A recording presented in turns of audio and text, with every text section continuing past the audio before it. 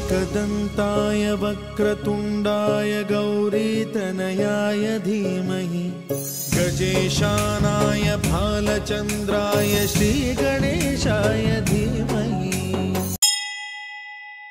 నమస్కారం శ్రోతలందరికీ స్వాగతం। ఈరోజు మనం హిందూ పురాణాలలోని అత్యంత శక్తివంతమైన మరియు హృదయాన్ని కదిలించే కథను గురించి తెలుసుకుందాం।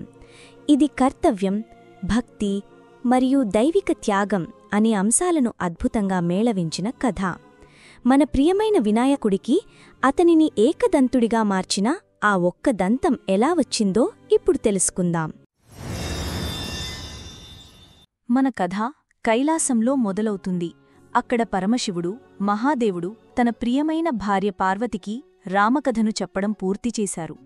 ఆ తర్వాత శివుడు లోతైన ధ్యానంలోకి వెళ్లాలని నిర్ణయించుకున్నారు। ధ్యానానికి వెళ్లే ముందు ఆయన ఒక ముఖ్యమైన పనిని తన కుమారుడు గణపతికి అప్పగించారు। పుత్రా, నేను ధ్యానంలో ఉన్నప్పుడు నన్ను ఎవ్వరూ భంగపరచకుండా నువ్వు ఈ ద్వారం వద్ద కాపలా కాయాలి అని ఆజ్ఞాపించారు। ఇది కేవలం ఒక విన్నపం కాదు, ఒక పవిత్రమైన కర్తవ్యం। గణపతి దానిని తన గుండెల్లో పెట్టుకుని సంపూర్ణ నిబద్ధతతో ద్వారం దగ్గర నిలబడ్డారు।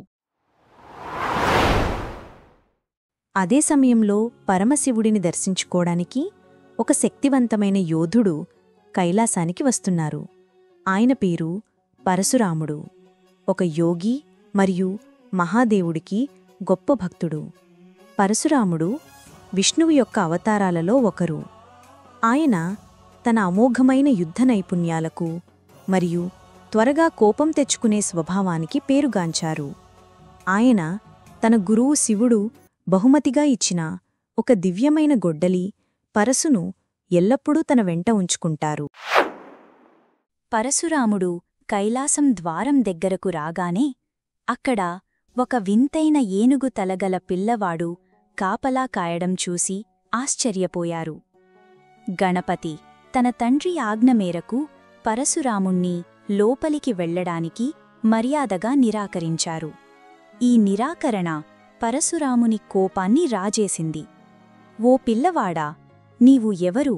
నన్ను ఎందుకు ఆపుతున్నావు అని పరశురాములు గంభీరంగా అడిగారు। గణపతి తన స్వభావానికి తగినట్టుగా శాంతంగా వినయంగా బదులిచ్చారు।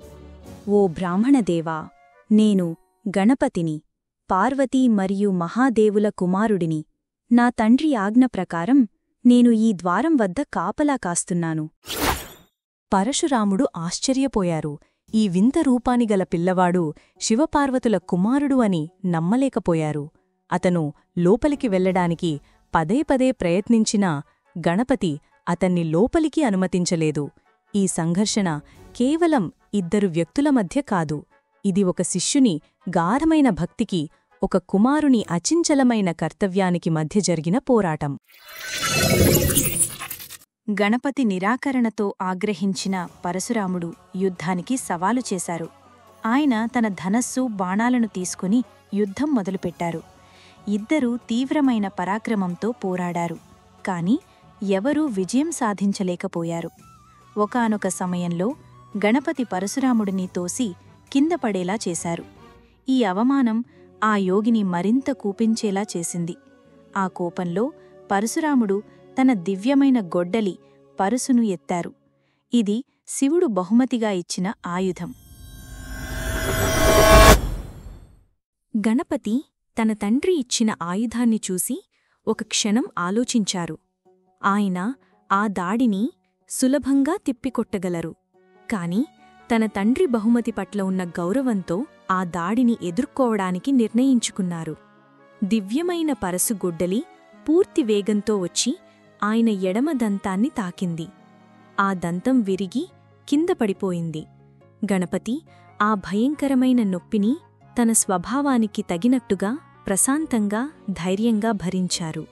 ఈ త్యాగంతో ఆయనకు ఒక కొత్త పేరు వచ్చింది, ఏకదంతుడు, అంటే ఒక్క దంతం ఉన్నవాడు। తన కుమారుడి పరిస్థితిని చూసి పార్వతీదేవి తీవ్రమైన ఆగ్రహానికి గురయ్యారు, కాని పరమశివుడు ఆమె కోపాన్ని శాంతపరిచారు. జరిగినది వివరించారు. పరశురాముడు తన చర్యలకు పశ్చాత్తాపపడి తాను కేవలం ఒక పిల్లవాడిని కాదు, తన గురువు ఆజ్ఞను పాటించిన ఒక దైవ పురుషుడిని గాయపరిచానని తెలుసుకున్నారు.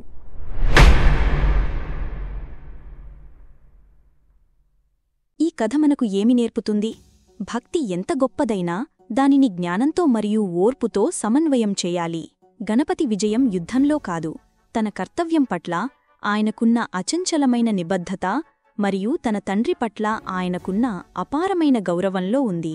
నిజమైన జ్ఞానం తన స్వంత కోరికలను నెరవేర్చుకోవడంలో కాదు, దైవిక ఆదేశాలను అర్థం చేసుకోవడంలో మరియు గౌరవించడంలో ఉందని ఈ కథ మనకు గుర్తుచేస్తుంది. ఈ కథను విన్నందుకు ధన్యవాదాలు. మళ్ళీ కలుద్దాం.